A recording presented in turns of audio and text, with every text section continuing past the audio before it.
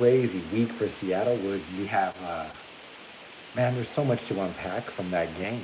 Like the resilience of Geno Smith throwing the pick, you could tell he wasn't rattled one bit by that. And that was really a monumental and pivotal part of the season. Geno throws the interception, doesn't trip out at all.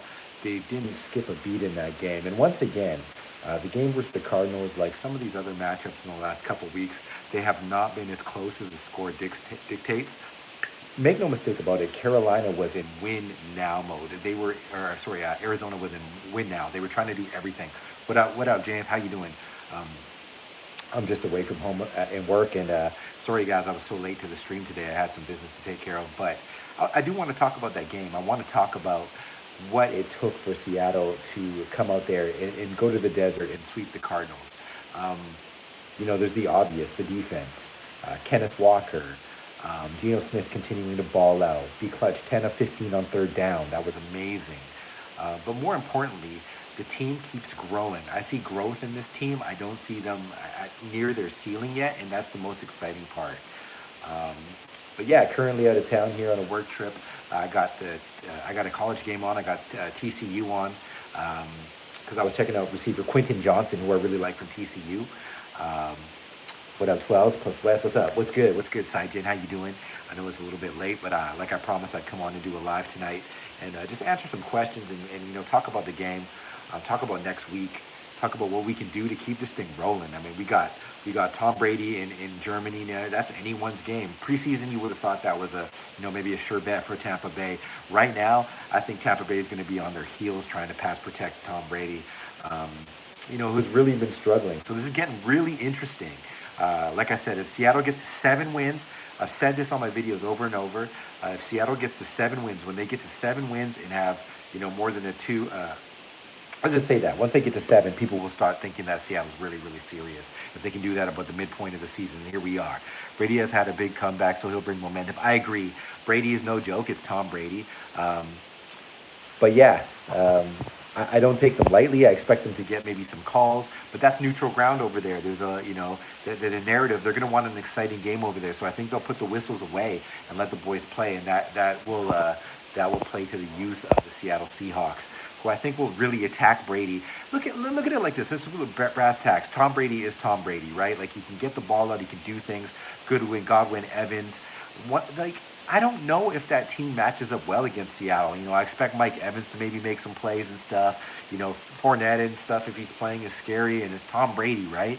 But like, if Kyler Murray can't run away, let's put this into perspective just from a physical standpoint of human beings. 45-year-old Tom Brady, the greatest of all time. If Kyler Murray can get sacked that many times, where's Tom gonna go? Like Tom's gonna have to throw that ball hot and quick. And if our guys are ready to just make the tackles, they're gonna have to inch that ball down the field. And I expect there to be some mistakes from Tampa. Look, I'm not getting out of hand here. I'm very realistic about these things, but man, I looked at that game again. I watched that Cardinals game again. Let me know if you can hear me okay. Arizona really tried to get tricky on defense and do everything they could, and they do probably the best of anyone we've seen so far in running stunts and blitzes on Geno Smith. But Geno is becoming like something else, man. He's able to read blitzes. Like he tried to get too cute with that screen pass, that check down, I mean, and he got picked off by Xavier Collins. Like, he tried to get too cute there, and Geno knows that. He's not going to do it again. That's the one thing about Smith is he's not going to do the same mistake twice, it feels like. And now that Ken Walker, what people are thinking about too, Ken Walker in the passing game. Now that Ken is comfortable with Geno in the passing game, watch out. Chewy Suarez, hello, how you doing, Chewy? Daniel Dubb says, sound good. JN says that was also K. Dalton's first ever touchdown. Yeah, that was really, really whatever. That was a suspect game. Yeah, I did, James. I checked out JL from Boise. He is that guy. And on your recommendation, I watched his film. I watched his highlights. This is a hard-hitting, huge safety, but he's got a lot of speed, and I want him on the Seattle Seahawks. I do agree that a player like that, and I've said that narrative, is the missing ingredient.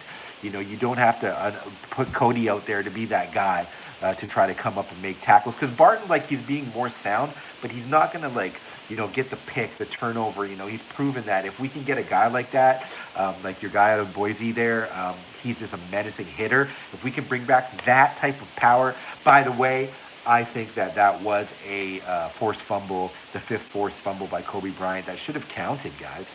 That should have counted. They counted DK's play. They said that was a fumble. So if that's a fumble, then then that was definitely a thing. What about Woolen, though? Woolen, once again, he looked like the superior athlete to DeAndre Hopkins, who I think is an actual alien, like a xenomorph. And Woolen just, that Hopkins route was no joke. Hopkins could have done a number of things. It was an option route. He broke it inside. And Woolen's awareness and his ability to close down on the ball is starting to look like Sherman. He's faster than Sherman, but he's starting to get that awareness, situational awareness. So Kobe Bryant, Tariq Woolen are going to be all pro level corners. We know that much. We've already talked about the O-line. Tariq Young had a good game. So like I said, if Tariq Young can just keep blocking and playing well in special teams, he's going to start getting snaps, and he's going to start to be another weapon for Seattle. But ultimately, like, Noah Fant was the star of the game to me. And that first TD was, once again, they kind of seemed to be able to get us on some of those rub routes going to the side, and that really wasn't on Tariq, but it's not a game of who got burnt or not. One thing I didn't like about the game, the one thing is I didn't like them kind of putting that bend don't break at the very end there. When we had that lead, I felt like they were giving them too much yardage, and that led to that Ertz touchdown, and I didn't like that. That gave me the hippie-jibbies, you know what I mean? Because that gave me the feels like we did of the older regime with Norton. But ultimately, it was the right decision to burn the clock because they trust now in the offense to get first downs and kill games. And you could tell Pete Carroll was more excited than ever because we run the game old school style like we used to have with Lynch and just push the pile. And I absolutely loved Kobe Parkinson on that last drive where Ken punches it in for a touchdown. Kobe just goes off and just pushes that pile. Just everyone's doing everything they can. We got stars all over the field. It's looking amazing. We continue to have a magical season. I think Seattle wins 38-3 this Sunday. Chewy says that's very possible. I mean, 3, I doubt it, but I think that the Bucks maybe defensively have some answers, but I don't know. You know what I mean? I don't think Ken Walker is a stop. I don't think Ken Walker is a player that can be contained right now. I wouldn't trust Devin White. I wouldn't trust anybody against him right now. Like Pete says, on any given snap, it feels like he could score a TD. And I think we're watching the birth and the emergence of the next great running back. And that's so exciting that we have that guy in Seattle. Oh, but we should have drafted Malik Willis, right? Hindsight's 2020. Thank you so much for that super chat, Giants, with the $10 super chat. That means so much to me, my friend here. Like I said on Seahawks Times, this isn't some cult thing, but I have friends. I do not have subs or anything like that. We just talk football like we were hanging around the living room. So Daniel Dubbs says, I'm calling it now. This will be our first real blowout. Tom Brady is getting smoked. 35-10 Seahawks. Gonna be you mad bro 2.0 with Tariq Woolen smoking the Brady pack. He got that Tom Brady divorce pack. That's what Woolen's gonna be smoking on that Giselle pack. For sure. What's the news on Geno Smith? What do you mean, what's the news? I didn't see any news. I've been traveling most of the day. I hope there's no bad news. You tell me. The news on Geno Smith is Geno Smith went off. He made everybody in the world eat crow except for him, Carroll, and his own family.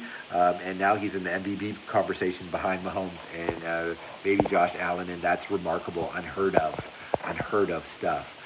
Giants with the super chat says Geno takes the dress for the job. You want, quote, serious dressing like an MVP every week. You know what?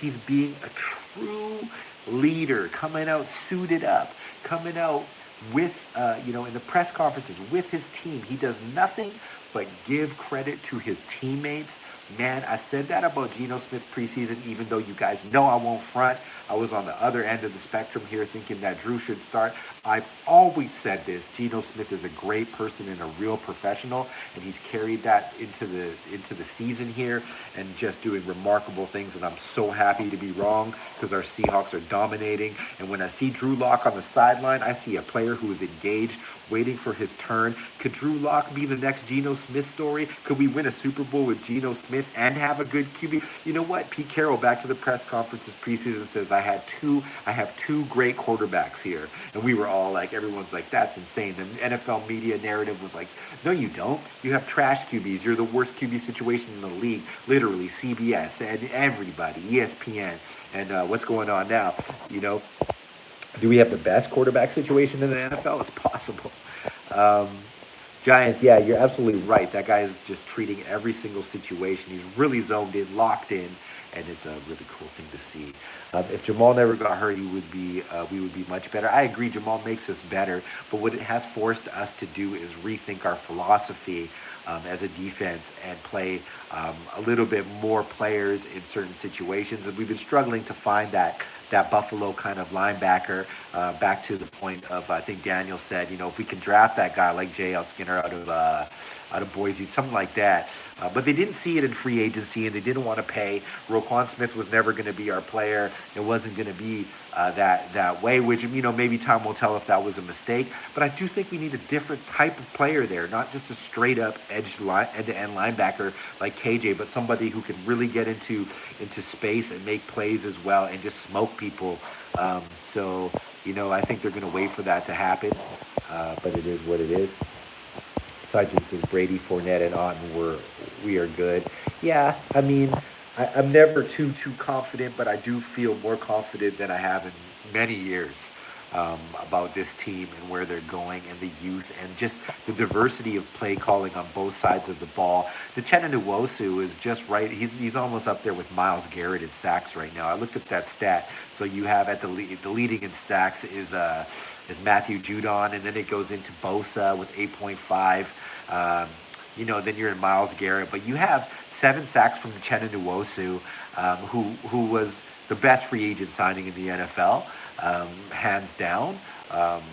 And he also has forced fumbles and just all sorts of tackles for losses. Like, he could be, you know, up there with the top 3 defensive ends in the league if you look at the overall metric and not just sacks. So, about the Nwosu point, I'll get to all your questions, guys, and talk to you in a second here. About Nwosu, Daryl Taylor is got an injured groin, and you know, you look at that like a negative, and yeah, Taylor, but he's kind of found his wings in the last couple weeks when he was playing, being a pure situational pass rusher. So Uchenna comes in, and he can just be that pure edge that we just know can dominate and set the edge with Bruce and stuff. But now Mafe and Daryl's going to come back with fresh legs after the bye. That's going to be scary because Boye is now starting to free rush people too now, and you got to watch for him. So now this kind of dream that Clint Hurt has had is coming into fruition. You have Bruce Irvin, the veteran, who just knows how to make the calls. He's like the captain out there on the D-line, and he can get people set, and he can get quarterbacks tells. That's been invaluable, let alone he's looking amazing at 35, really, really agile and a relentless pass rusher. This guy's not playing for money. This guy's playing for pure heart and passion, and that is a scary thing. So he's teaching Boye, and he's teaching Daryl, and he's teaching even Uchenna and all these guys what to do in these down and distances, and he's calling the shots out there. So Bruce is a captain out there. You didn't get KJ back, but you got Bruce back, and you know there was a big need there for that type of leadership, and it's starting to prove. So now what we're going to start to see is Boye Mafe and Daryl Taylor really excel in free rushing now that the edge is a little bit more comfortable. And that is really exciting for our defense. Seahawks defense has been remarkable. If it wasn't for turnovers, you know, a couple key turnovers in the last couple games, Seattle will be blowing teams out. So when they can turn that switch and not make that little turnover in our end, because teams really have only been scoring, like outside of DeAndre Hopkins, you know, you're going to give up a touchdown to DeAndre Hopkins and Kyler Murray. Those are good football players. It's going to happen. That's 7 points. But outside of that, there was a garbage time TD and Geno's pick six. So you take those things away. If Seattle can correct those little issues and continue to score 30-plus points, wow. And then more and more of these players get more acclimated to the offense, like you saw with Noah Fant. That game from Noah Fant was remarkable for the Seattle Seahawks because now you have to account for Noah Fant as a linebacker and a safety. That's going to open up DK as his knee gets better. This is all working out really great. And I've seen this before with the Seattle Seahawks when things are firing on all cylinders and teams are really not knowing what to do when they play us. You start to get to the point where we're going to start to 40-burger teams, and it's really going to get scary if we can keep guys fresh, and then we can start to down the stretch maybe spell in Homer and keep Ken a little bit fresher down the stretch. But we're going to see heavy Ken Walker usage. He's going to try to break some records as a rookie here. That's very, very exciting. I don't know if he's going to be able to break those records because of Penny having the hot start, but that's really, really good news. And I'm not out on Rashad Penny too. Rashad Penny is loyal to the Seattle Seahawks. They're loyal to him. If Rashad can come back next year and your punch is, Ken Walker, Rashad Penny spelling, and then you have another up-and-coming back, and DJ still playing in special teams, who knows? The sky's the limit for this team. I know you're as excited as me. Munich loves the Seahawks and Brady. Yeah, it's going to be good. Yeah, so Munich loves their football. Germany loves their football. I'm sure there's a lot of Brady fans out there. There's a lot of Seahawks fans out there, so it's going to be a really good game. So let's go to the questions here. I'm going to go back to the top here. Stick with me. So Lindsay Edelman says, Geno Smith is awesome. I think we can make it to the Super Bowl. Lindsay, it's really possible now. What started with me being a lofty channel and saying Seattle would make the wild card, I really felt they had the roster and the draft to make the wild card, is turning into Seattle having a chance at the Super Bowl. Now they have a 5.87 or something percent chance to make the Super Bowl, 89 point something percent chance to make the playoffs. They have like a 69% chance to win the division. Man, if you were a betting person and you bet $1,000 on each one of those things, you'd be a wealthy person at the end of this year. So that's just amazing. Giant says, what do you think explains the turnaround by the defense? I said that in a video, Giant. That's a great question. What is different about this team here and why the turnaround has happened is because they are not stubborn. Clint Hurt is not stubborn. He's not like the old regime, and he's taught, I think, and I'm going to give the side credit for this too in the background. They're saying, hey, if it's not working, let's play to our players' strength. So I think there was a little bit of health in the interior D-line that was not really working out for them. They were more injured at the start of the season than they were leading on to be, and now you're seeing a fully healthy team of players with great grit coming in. You're seeing Collier play well. You're seeing Monet, you're seeing Ford play well. They're playing to the players' strengths. So they got away from that first set, which we didn't have the personnel for. Now we're playing to the players' strengths. That's opening up things. We're getting push on the interior D-line, and I said that in a lot of my videos. Once we get push on the interior D-line, you'll be able to see what these edge players can do. We still have a little bit of issues at size at linebacker. Jordan is playing out of his mind. Cody is starting to play better in coverage scenarios, but we are actually just playing to these players' strengths, and they're playing with extreme confidence, unity, and communication. Quandre Diggs finally looks like his leg injury is behind him and he's able to play fast again. Makes all the difference in the world. So it's a number of things, but I will attribute it to coaching not giving up on their players and spark players like Ryan Neal coming into the game, just making impact plays at all time. And like you said, Boye Mafe, the emergence of Boye Mafe is going to be a story here coming down the stretch as he gets more and more comfortable in his assignments. And if he can add 6 to 7 sacks in the season and some turnovers, this could be a 12-win team. But 12 wins. Imagine Seahawks win 12. The media will melt down. Yeah, you got it. Just some 3 kid 1D bowling says Ryan Neal playing great too. Yep, for sure.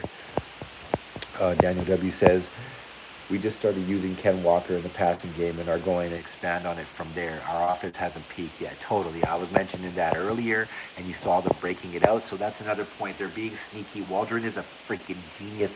Waldron is a chess genius. He's a smart guy. He seems monotone, but he has reserved. He saved the Noah Fant playbook for this game. He called out that defense in Arizona. He knew that they would try to force DK and Lockett and intimidate the sidelines. And he was like, yeah, have you ever heard of Noah Fant before? Noah Fant's like, yo, I'm freaking savage. Was out there where he's supposed to be. Noah Fant is quick. He's got good hands. And then when they start drawing attention to Noah Fant, whoop, you'll see DK have a huge game. They start drawing attention to DK. Whoop, You see Will Disley have a 2 TD game. They're going to start drawing attention to him. You'll start seeing D. Eskridge probably come out of the woodwork. It's going to be awesome. It's going to be so fun because Shane got through the first half of the season with a pretty vanilla playbook because everyone was just surprised that Geno could throw the ball in the first place consistently and not make turnovers. And everybody wishes they drafted Ken Walker, but they didn't. And they held their chips. They were humble. They didn't get too excited about shilling the media how great this team could be. They were just humble about it. And now everybody is, I think what Tyler said in the press conference with DK when they came out last time together, Tyler said, look, a lot of people had a lot to say, and now they got to play us, basically, is what he was saying. Ooh, scary. And people still don't want to believe in what's going on here. Like, I didn't even want to believe, like, of course I'm the ultimate, I'm Seahawks, but I didn't want to believe that it was real over the first 5 weeks because I wanted to save my mental state. As a Seahawk fan, we're like cardiac arrest country, but this team's winning games like handedly, and I think it's only going to get better. Wes, what is your score prediction? My score prediction for this weekend, I do think it's going to be pretty crazy. I think the Seattle's going to travel better than Tampa. Um, Tampa might get a little bit spicy in the game and really try to do some crazy stuff. But I got Seattle like 34-10. You know what I mean? Missing on maybe a deep shot to put us over the 40s. But I think Seattle will control the game with Ken Walker once again. Go to play action and really frustrate this defense. Who can't really just you can't really just run at Geno Smith anymore. He'll get his yards in the rushing game. And if you remember during the Wilson era, like Seattle, Wilson's never been a world beater rusher. He's been a great runner, but Wilson in his prime was probably like running as fast as Geno Smith is now. So maybe a little quicker. I don't know. Bucks don't really have a run game. That's another thing. Good point there, Calvin. My Ghanaian brother. 31-14 Giants, Kumar says, is probably pretty accurate. I'm more in the 34. I think Pete's really going to try to use this Germany game, this national stage, to really showcase that the players just got to come out there and not play starstruck by Brady. But if they really get the right pressure and downfield coverages on Brady, it's going to be a long day for Tom Brady, man. It really will. What do you think Seattle's plan for Penny will be if Walker absolutely balls out the rest of the season? Well, Penny doesn't have an exorbitant amount of trade value right now, so Rashad Penny's best bet, and what I think he will do, is he'll stay with the Seattle Seahawks, and he'll still be a really good player. So if you get Rashad Penny as kind of like that career Kenyon Drake kind of guy, but with more speed, and he can just be that kind of who's that player that played? Oh, come on, man. Latavius Murray type guy, but like with more speed. He's not done yet, so I'm excited about that because if the 1-2 punch remains and you draft another dynamic back as well, you could do really well. I mean, Homer and Dallas are good, but it's like they're not like that super next level kind of hands guy. What I would do, I like Homer special teams; those guys are fantastic. But if you can like sneak in another crazy back just for contingency and kind of strike again, but someone with a specialty, like a back with a true specialty that's really more of like a receiver type guy, kind of like what they wanted Estridge to be, but with better through the tackles ability. But I think Penny stays with the team, and I love the kid. I think he's a great kid, and I love this about Seattle: the fact that we get Jamal Adams and Penny back with a chip on their shoulder, and add another two Furt. Like, I can't even talk about it. I've got videos for years coming about this stuff. Lindsay Edelman says, when we drink the Seahawks win because we have Geno. When we drink the Seahawks win because we have Geno Smith and Tyler Lockett. True. That's awesome, man. What's the question here? Cool. I got Hawks 24-16. Seiden's got Hawks 24-16. That's probably good. It's accurate. It could be a grindier game than we anticipate, but I don't know, man. Personally, I think Seattle might. I don't want to say it to jinx it, but I think Seattle might come out and just blow them out, man. We got 12 people in the chat. Holler your names. Represent where you're from. Let me know how you guys are feeling today, ladies and gentlemen. It's your boy Wes, Sea Optimus Prime here. Just enjoying. I'm on a work trip right now, but I got to tap in. Haven't been making a lot of videos. Been really busy with this, but yeah, man, that game was awesome. Like, there was a point in that Cardinals game where I felt it wasn't the pick six that I felt the game was turning. It was more like they were getting a bit gritty on defense, and Gino got sacked a couple times there, and I thought like maybe he was getting the jitters again. But no, he made the right decisions. He's just not letting teams pop the ball out of his hands. Um, the occasional picks that have happened have been that was the first pick he actually threw, other than one a couple weeks ago to Tyler, where he tried to shove it into coverage in the middle of the field. That I thought was really kind of a poor decision to try to check it down with a guy in his face. But man, I wouldn't count on Geno Smith to lure a player into that play again and make that pass to Ken Walker and Ken to house the thing. It feels like, honestly, Ken Walker is a generational talent. Like his balance, like you saw when he almost went, like Buda Baker was coming down on him. Buda Baker made the tackle, but Ken like has that ability, like Saquon Barkley. He has such an amazing core strength and lower leg strength, like Barry Sanders, that he can get super low and like he's so powerful out of it. He's almost like, man, it's like X-Men stuff. So I just can't speak enough about how much I love watching that kid run. And Abraham Lucas is just being cross too, but Abraham Lucas is just being an absolute beast, man. Shout outs to the dogs in the trenches, man. The O-line guys. Gabe Jackson had a good game. Man, we've been worried about him. You saw Damian Lewis pull. Ken missed a hole there that Lewis pulled on and created a huge hole. Man, this team's just going to get better and better. Blythe has been just been great for Seattle. The snap count, the command of the offense. He's been calling out blitzes. He's been calling out players with Geno Smith. They're working really well in unison. That's the best center we've had since Max Unger, even if he's not powerful. The timing of the snaps and the consistency has just been marvelous. And a lot of the stuff that happens in football and why teams excel is because of what happens pre-snap. And Gino and Blythe are just being super sound and calling things out. You can just see it. It's really awesome. And they're able to keep tempo. They're able to play stop and go football. They're able to go tempo. They're able to go up tempo. They're able to convert. Oh man. It's really crazy, man. I think Pete Carroll has really created a gauntlet of coaches that were really, really special all the way through. They got the defensive, who's that guy? Carl Scott, the DB's coach, just quietly doing marvelous things. And don't forget, guys, Sean Desai is up there. Sean Desai is up there. He's in the rooms. He's in the meetings. He's a really, really smart guy, a really, really good defensive mind. And he's there collaborating with these guys in their lab with Pete Carroll, the mad scientist. Pete Carroll's like the dude in Back to the Future, and maybe I don't know who Marty is, but he's just like there, and he's got this crew of mad scientists that are just putting together these players, and they're not treating these players like meat, they're treating these guys with love, respect, admiration. Have you ever seen this before, where these guys are going to press conferences together and just doing it's just awesome, man.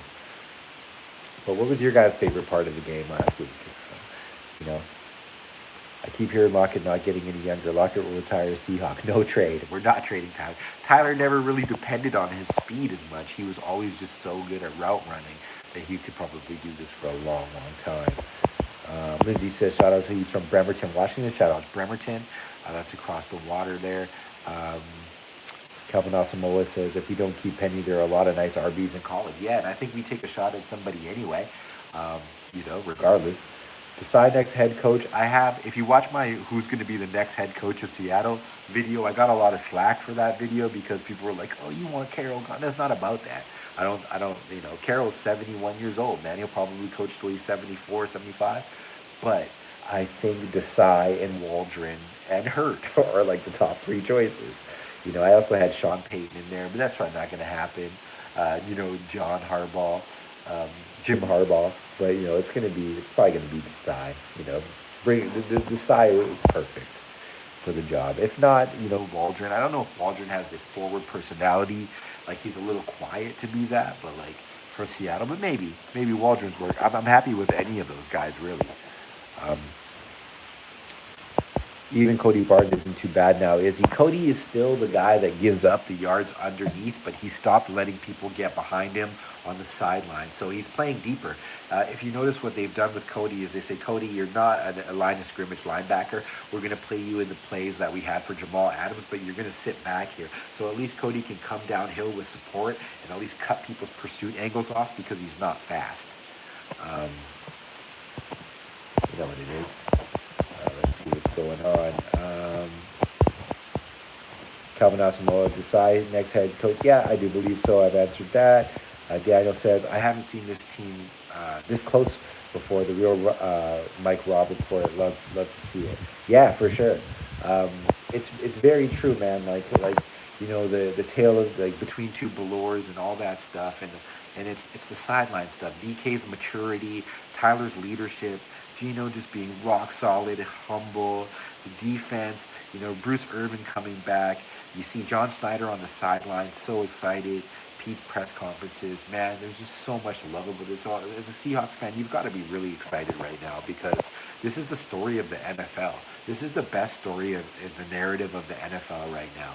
Yes, there's powerhouses out there, you know what I mean? But like, I look at the Jets, played a really good game against a really good game against the Bills, and they deserve a lot of credit as like the up and coming team. And outside of the Jets, I think Seattle has the best story going on right now, hands down. Wes, we don't care about slack. Desai, my man, for sure. I feel that, man. That was my call. It was like Sean Desai was my number one candidate in that video. Um, Calvin Asamoah says, my favorite part was when Lockett fell short on the third down. In the next series, he took a big hit. Yo, that was crazy. Lockett was like, man, I was a little too suspect on that fall. The next thing that's the thing. Lockett is now using that kind of I might fall as a diversion and using in go routes and when the game's on the line and it's like everything all or nothing. Tyler's going to catch that ball and he's going to try to bulldoze through somebody. I'll go nuts if Tyler trucks somebody on the sideline or something. That'll make me go crazy. Daniel W says, looks like he's so chilled out now. Yeah, for sure. Just some 3K1D Bowling says, do you think Seattle's decision to cut Bob Wagner from the roster and cap standpoint was beneficial? I can wonder how much scarier a debut with him. Okay, that's bittersweet because I love Bobby Wagner. He's just a quintessential Seahawk, Hall of Famer, Ring of Honor. He loves the team. He didn't really want to go. But, you see that pump block, that field goal block from Bobby Wagner. One thing, I watch all the Rams games, and I watch so much football. Bobby's really, really not quite able to do the same stuff he was. He's still a great linebacker.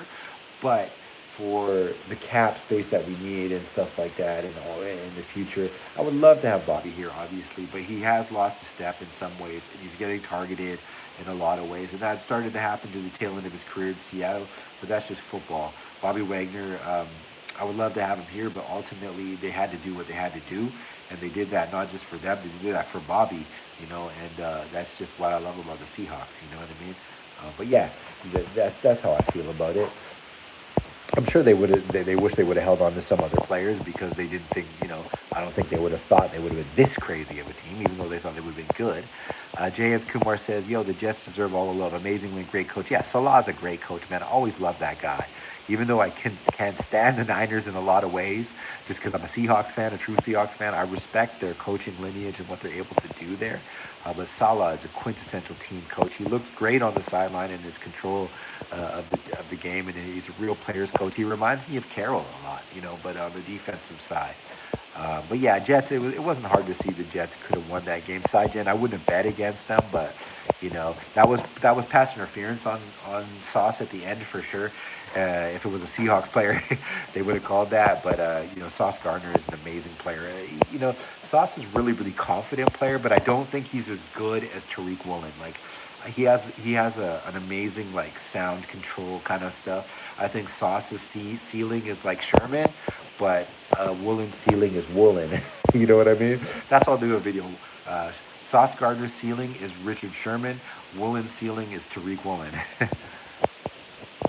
Daniel W. says, no one is talking about DK's maturity, but he looked last year like he was going to turn into T.O. Dennis Rodman Jr., but he is more composed this year, so happy to have a wide receiver course. Yeah, and I'm sure they had that assessment of DK before they paid him. DK was always a great guy. I think he was just really frustrated because he saw what the team could be, but he saw what it was being hampered by, and DK is one of Russell's biggest supporters, so that there was something else going on there frustration-wise with just how they were playing the game and the playbook.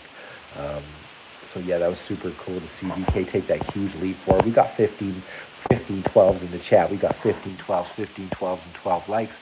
Adam says, you took the vows. Congrats. um, Daddy Debbie says, you look so chilled out. Yeah, he's really calm, and calmness, like I think you learned that from Tyler. That's for sure. Hawks for life. Lindsay Adams says, Hawks for life. I got my lucky Tyler Lockett jersey, and I got married last week. Congratulations on your marriage. That's what that was. Yeah, man, congrats. That's awesome. Big move. How does a guy like Tariq Woolen drop to the 5th round pick? I've said that on so many videos, Giant.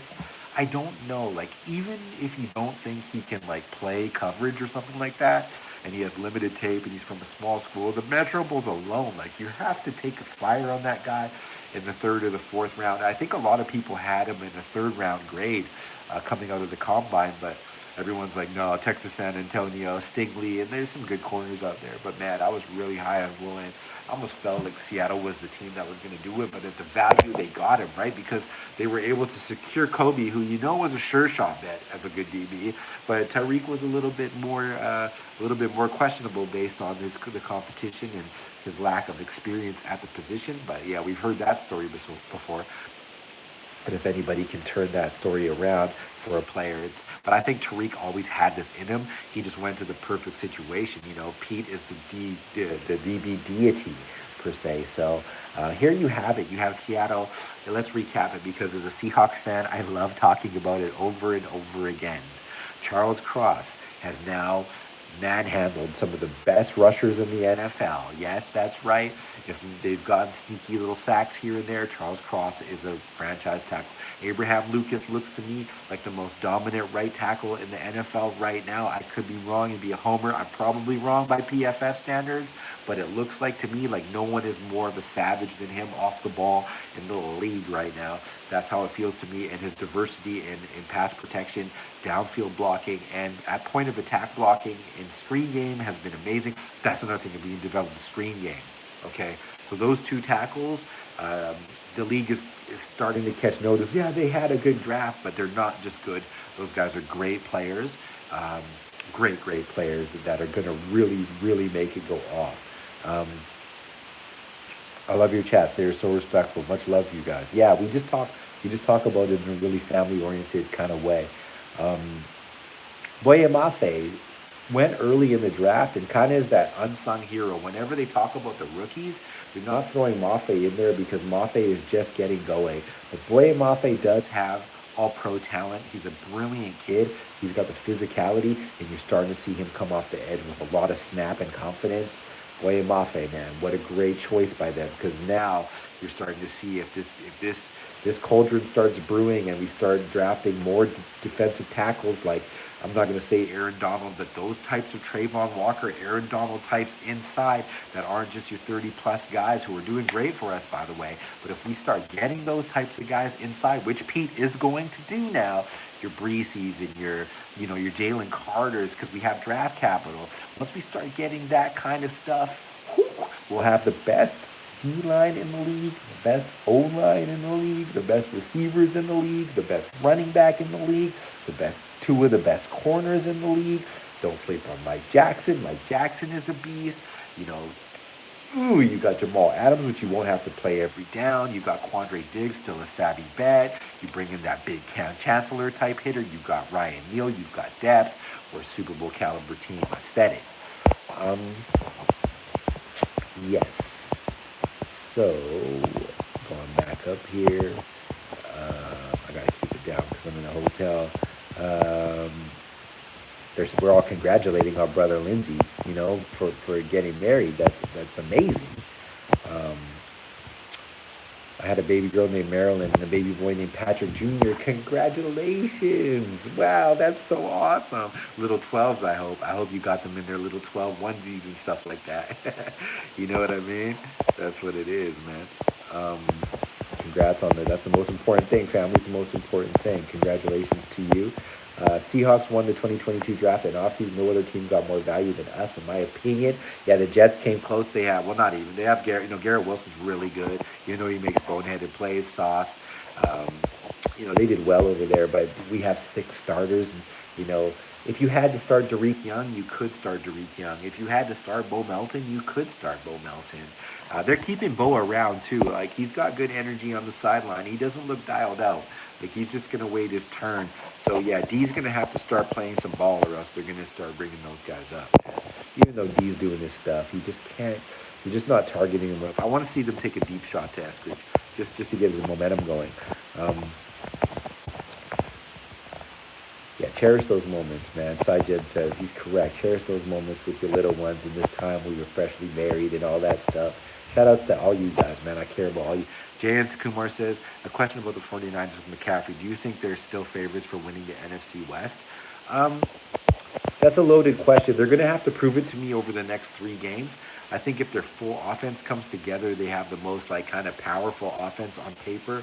But the problem I have with them is Jimmy Garoppolo, because I've seen Jimmy Garoppolo so many times throw away a football game because he doesn't have mobility. So one thing that's different about Geno Smith, Jimmy has the experience and knows how to make. He's a great short pass guy. CMC is very daunting, but there's only one football, right? So I do fear that their O-line is not deep enough this year to protect Jimmy Garoppolo down the stretch, and Jimmy continues down the stretch to suffer getting sacks, and he can't run away, right? So that kind of handcuffs them.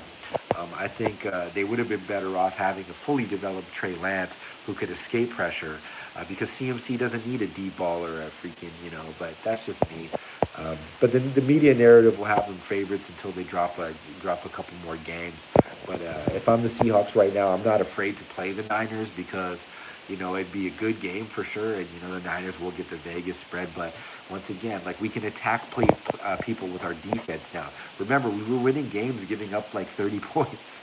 Like now that we're giving up, that last game was a bit of an anomaly, some unlucky stuff. But it really feels like to me that this defense is able to hold people sub 20, no matter who they play, outside of the Bills, KC type of teams. That's how I feel about it right now. Right now, I think you have to just call a spade and say the Seattle Seahawks are the favorite to win the NFC West right now. We have the momentum. We might not have as a big dollar or name roster, but you don't want to play us right now. That's for sure. We're not intimidated. Um, Lincoln says, should the Hawks draft a QB? I think they should re-sign Geno and draft a QB as well and have a Geno mentor. That's exactly what they will do, Lincoln. They're not going to let Geno Smith go after this. You know what I mean? Like, unless there's a catastrophic collapse. But Geno Smith is just as good as anybody else in the league right now. And I guess I can believe I'm saying that, but like, why force the issue? Why force Will Levis or Anthony Richardson or Hendon Hooker or any of those guys to come out and try to be and replicate what Geno Smith has done in this last year? Geno Smith, 32 years old. He doesn't have a lot of tread on his tires. He hasn't been hit a lot. He's got a lot of legs left, and his style predicates like a long career because he could step up in the pocket and make those throws. And he's still going to be mobile for some time. So pay Geno Smith, just reward him. Show the rest of the franchise what happens if you're loyal and you can do those types of things. Give him a big front-loaded contract that's pretty open-ended, allows him to walk relatively soon, but definitely draft your quarterback. If you like him, draft him, but you don't have to take them early. So what I think you do now is you take the defense, you load up that championship caliber defense. It's no longer Cody Barton over there. It's some really scary linebacker. It's no longer, bless our interior, Shelby Harris and Monet and Woods. It's a Jalen Carter. It's somebody in there who's just going crazy. A safety too to get that championship caliber depth of defense. You already have enough young offensive weapons. Yes, Tyler Lockett can ball out like this for a while if he doesn't have to be the every down guy. Continue to add to the offense with trickle down mid-round players. If you can get, I'm watching this TCU, Texas Christian University has this guy who's actually injured in this game a little bit, but his name's Quentin Johnston, and I did a video on players I think Seattle might draft that are not QBs, and he's one on my list. I think Seattle needs one more big weapon, big-handed receiver. I like Quentin Johnston out of TCU. He's not fast, but he had a 200-yard game the other week against good competition. He has a very bad quarterback, but he's like kind of plays like Julio Jones, but kind of like gives you vibes a little bit like Larry Fitzgerald, like just crazy routes at his size. He's bigger than that, longer than that, but if we get a guy like that to stretch the slot a little bit and allow him and GK to interchange with Fant, who is now going to become a breakout star player. Yes, Noah Fant is a star level-headed player. Man, this team could just be something crazy. I'm so pumped. I'm so pumped on it. I can see what they're doing. When we hit this next draft, it's over. Yeah, Kelvin, like it's a wrap. And they're not going to miss, right? Because they're not forced. They're not forced to find these certain positions.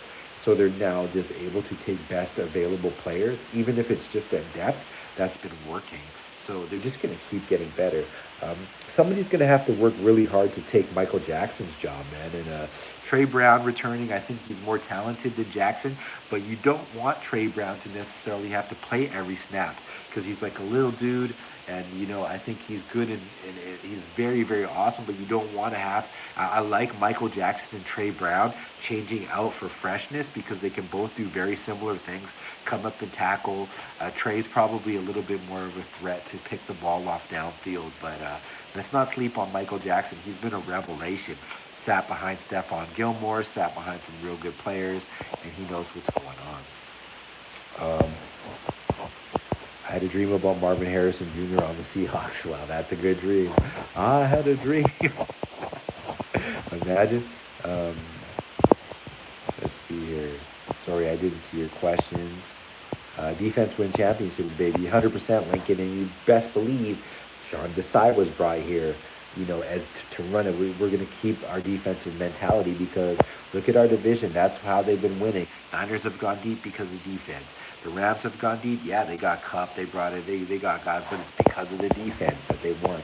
And Seattle knows this. To be able to stop Patrick Mahomes and, when you get to the other side and Justin Herbert's, when that team comes together, and, any of these guys, even to get to the NFC game, you need to have a defense that can really make splash plays and make good plays.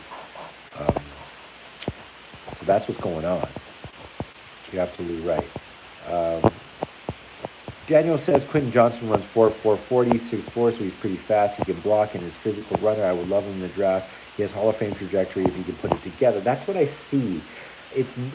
Daniel, that's what I see in Quentin Johnson. It's not about like these big gaudy yardage games. Like he has some games that are this, but he makes big plays and he's not totally dependent on that speed. You know what I mean? And that's kind of what I saw of Julio. Like Julio with Matt Ryan. Matt Ryan has always had kind of a duck arm, you know what I mean? Like he could get the ball there, but Julio had to come back to the ball a lot and create his own stuff. He would kick the ball, turn real upfield real quick, but Quinn can run all those routes. He's young, and I think he's the right player for Seattle, and I hope they stab. If not, I like this underground receiver. He's not underground, but it's Kaylan Boutte or something. He got a tough last name from LSU. I like him, and you get more of that, I hate to say his name, but Antonio Brown type of body type and player, to kind of take that middle of the field, that stretch run stuff, more of that Deebo Samuel stuff, a little bit more downfield threat. But I like the idea of being overpowering with a guy like Quinn Johnson, for sure. We have a great, Sanjay Law, man. What a great receivers coach, man, for sure.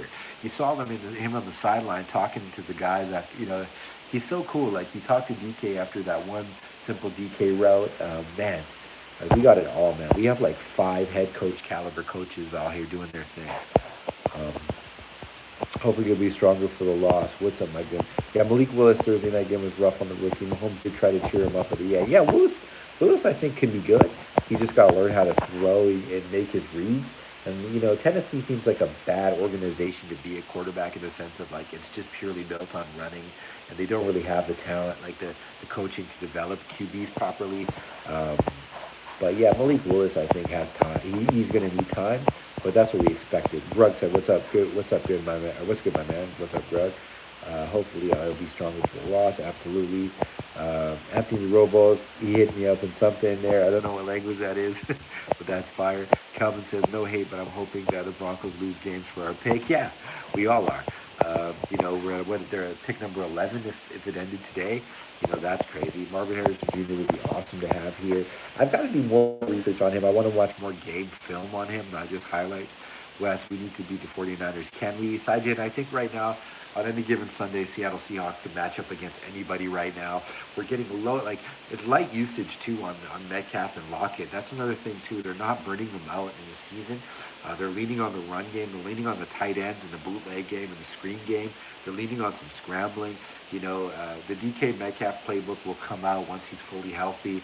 And when that book comes out and we're up against a team that's pretty powerful but that has weak secondary, you're going to see Geno Smith really just go ham with guys like Lockett and stuff like that.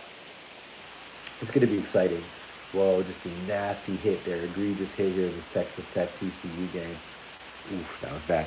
But yeah, we're just getting going here, so we'll see what happens. Yeah, we can beat the Niners, man. It's going to be a good game, you know what I mean? Like, it's tough. Christian McCaffrey's tough. Like, Christian McCaffrey, Deebo Samuel, Brandon Ayuk, that's tough.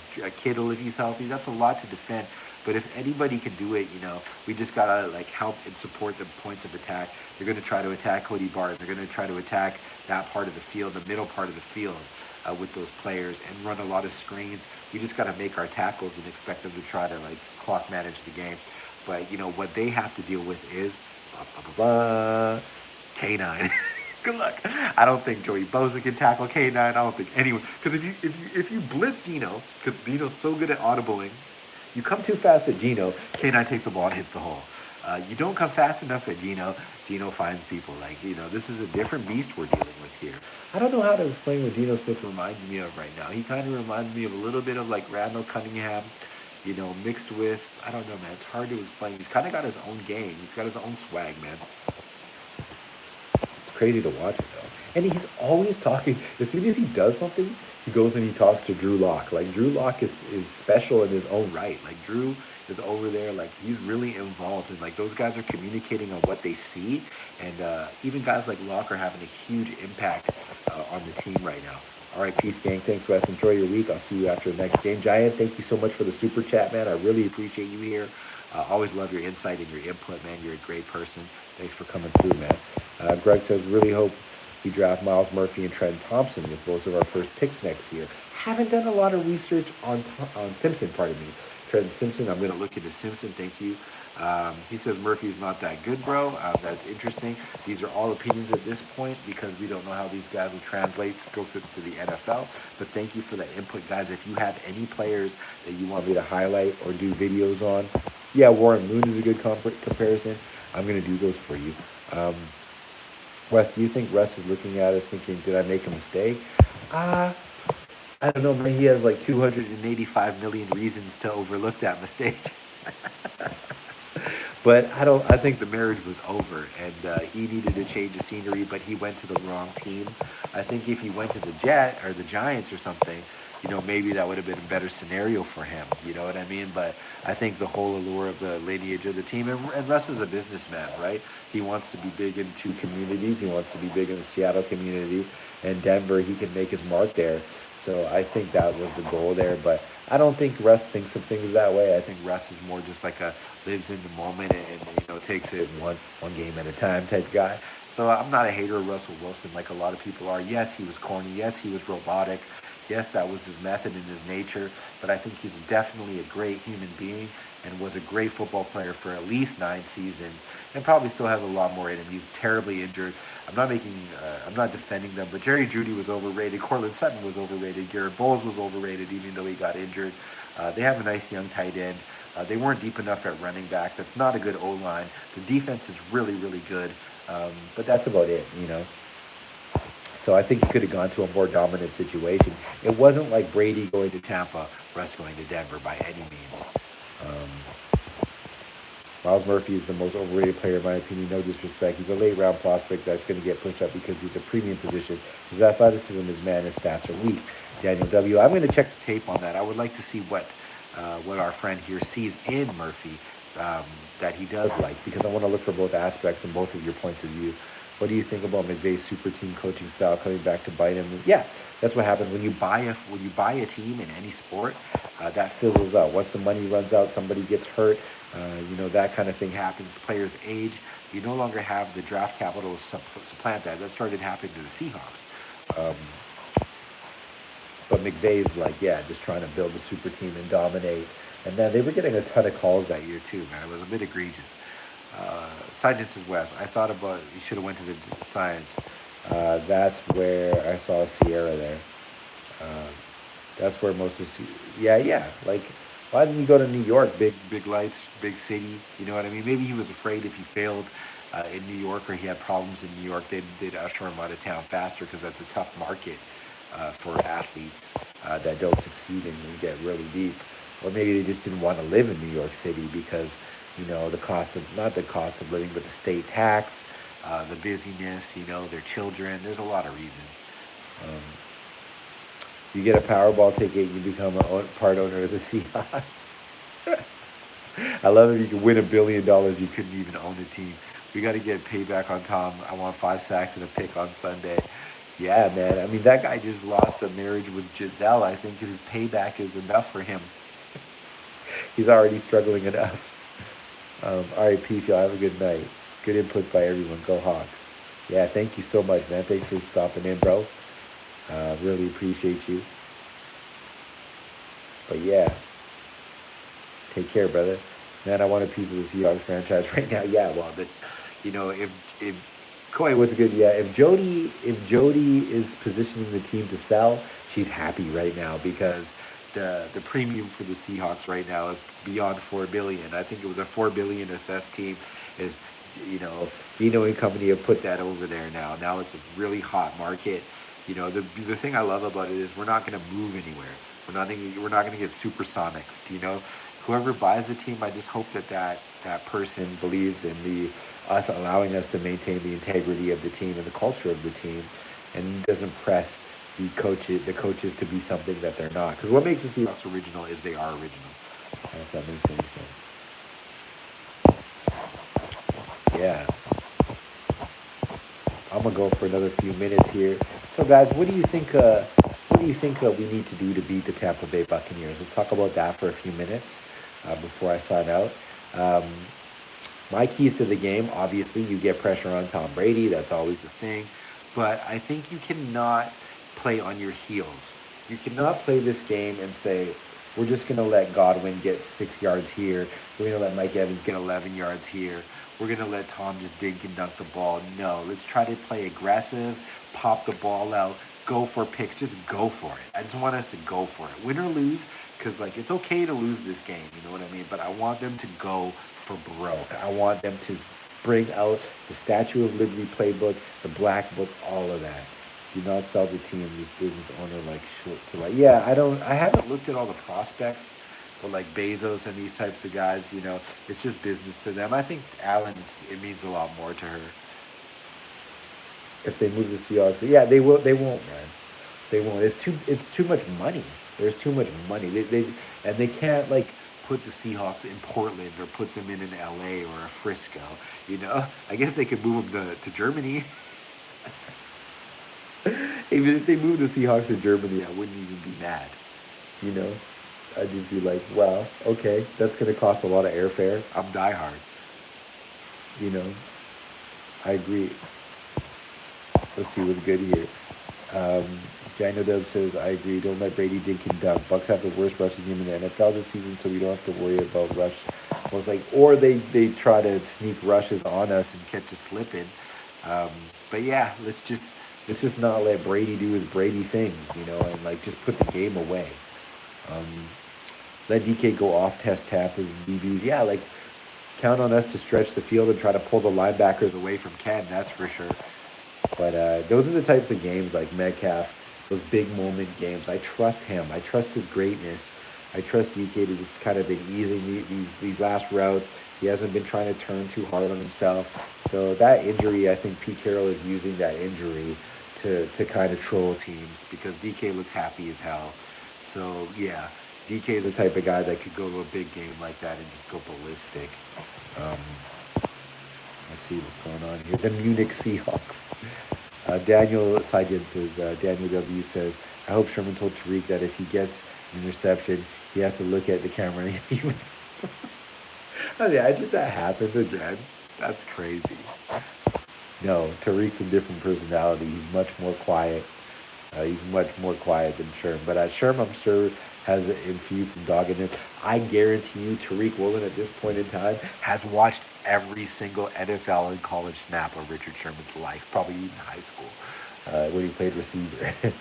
But yeah, I guarantee you, Tariq has watched everything Sherman's ever done and has taken all the pointers of him and has played with fire. You saw Tariq play with fire. He came up and made that play. That he could have picked six D Hop there, he could have picked six Murray there, but he did the right thing. He just made the play. But as Woolen develops, he's going to start running underneath those routes, and those are going to be touchdowns. And I wouldn't be surprised if Brady could throw one, man. Brady could throw a comeback route a little wobbly under pressure. Woolen's going to come break on that thing. He's going to take that ball, man.